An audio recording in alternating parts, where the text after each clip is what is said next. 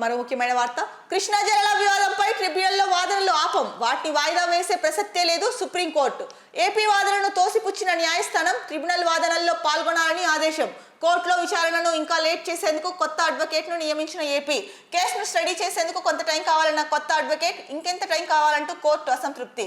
రాష్ట్రానికి అన్యాయం జరగనివ్వం, మంత్రి ఉత్తమ్ లాయర్లతో కలిసి విచారణకు హాజరు. ఓకే, ఏదైతే కృష్ణా జలాల వివాదం ఉందో దీనిపైన అయితే కనుక ట్రిబ్యునల్లో ఇక వాదనలు ఆపము అని చెప్పేసి వాటిని ఆపే ప్రసక్తి లేదని చెప్పేసి సుప్రీంకోర్టు అయితే తేల్చి చెప్పింది. అంటే ఏపీ ఏదైతే కనుక ఏపీ వాదన ఏదైతే ఉందో దాన్ని సుప్రీంకోర్టు తోసిపుచ్చింది. ట్రిబ్యునల్లో వాదనల్లో పాల్గొనాలని అయితే ఆదేశం ఇచ్చింది.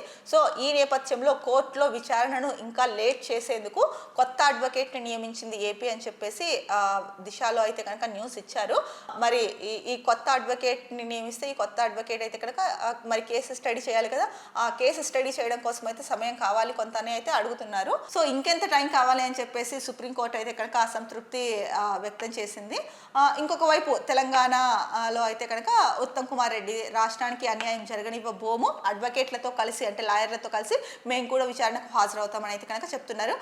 మరి ఇది ఎలా ముందుకు వెళ్తుంది ఏంటి అన్నది ఇరు రాష్ట్రాల ప్రజలు ముఖ్యంగా రైతులు ఎదురు చూస్తున్న అంశం.